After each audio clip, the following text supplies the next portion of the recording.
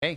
And heads up, environmental warriors. Here's the schedule for the Saturday recycling at Subic Bay Freeport residential areas for the month of January. Join us, your recyclables, for the recyclables collection in partnership with Fuchi Trading and Tetra Pak Philippines.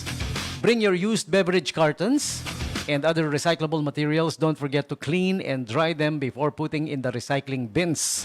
Let's segregate our waste for a zero-waste carbon-neutral Freeport.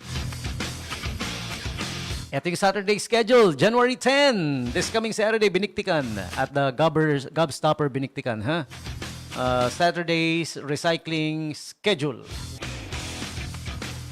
Sa January 17 naman, yung susunod na Saturday sa Kalayaan, Gobstopper Kalayaan naman. Okay? And then January 24, QB. Vacant lot beside the old PX Club. Yan, okay? So, what to bring? Recyclable waste.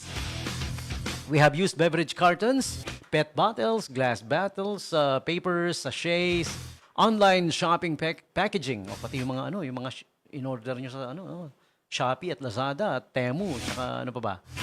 Shein. Okay, single-use plastics, aluminum cans. Yan yung mga pwede nyo dalhin pa. Even used clothing, no? Kung ang dami-daming damit, ay maraming may sakit sa atin yan. Ang daming damit sa bahay, hindi na nagagamit, hindi na nasusuot, ayaw pa i-let go. I-recycle nyo na. Kasi pag ni-recycle yan, mas mapapakinabangan pa, no? Magagamit. Used shoes. Yan pa. May mga iba rin sa atin, libo-libo yung shoes sa bahay, no? Libo-libo. Yung iba naman, almost 1,000 din yung shoes. Almost lang, no? Ano yan? Pag almost 1,000, mga 999 yan. Yung shoes. Hindi na nagagamit, nabubulok na. 'Di ba yung shoes, pansin nyo, pagka hindi nagagamit, kumukunat yung hindi kumukunat. Lumulutong. Lumulutong either yung rubber or yung leather hanggang sa dumating yung time na pag pwede mong tuklapin by hand lang, no? Tutuklapin mo lang, i-bend mo lang, mababali. Kasi hindi nagagamit, mo na, i-recycle mo na, dalhin mo na dito. Pati used rubber slippers, mga lumang tsinelas, used tarpaulins. Yung may mga mukha pa ng politiko, baka tinetreasure mo pa yung mukha ng politiko dahil idolo mo yung politiko. Naku, wag po tayong maging idolo ng umidolo sa politiko.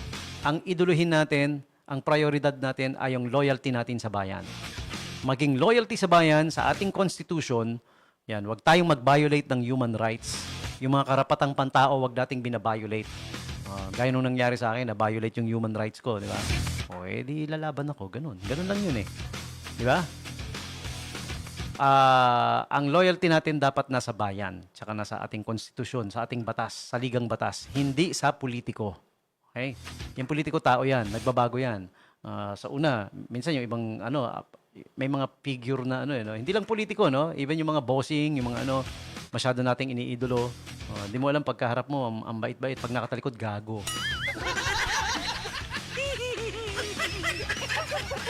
Minsan, iniidolo mo kasi ang bait-bait ng mga sinasabi niya, ang ganda-ganda niya sa personal.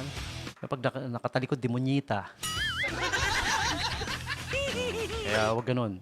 Sa bayan ang ating yun, going back to the strictly no food waste and no mixed waste. Yung halo-halo, pinaghalo-halo, di ba? Yung food waste, nabubulok yun eh. Hindi naman i-recycle yun. Recycling event nga eh. Nagalit nyo ako eh, ha? Recycling event sinabi! Hindi akong ginagalit, ha? Ayan. Okay, so there you go. The recyclable event ng SBMA Ecology Center. Yan. January 10, Biniktikan. January 17, Kalayaan. January 24, Cubay. Alright? Kahit hindi kayo taga-ron, kahit hindi kayo taga-housing, kung mag-join kayo sa recycling event, pwede nyong dalhin.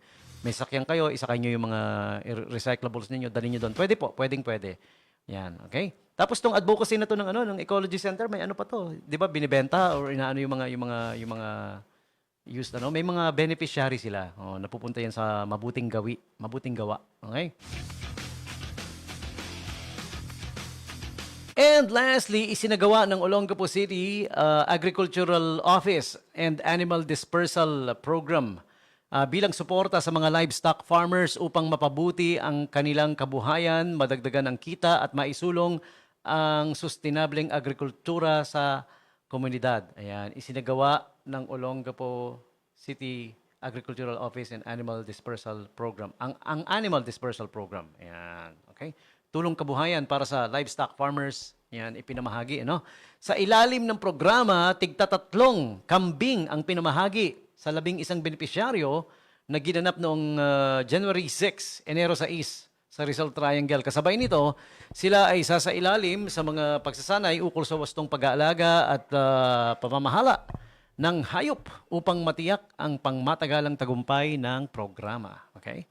Nagpasalamat naman ang mga benepisyaryo sa suporta ng lokal na pamahalaan sa tulong ni na City Mayor Attorney Roland Lenjay Paulino Jr., IPMR Barry Esteban, at Olongapo City Agriculture Office Head Francis Ella Maniago na patuloy na nagbibigay ng tulong at malasakit sa sektor ng agrikultura. Ayan, okay. So, this is a good job.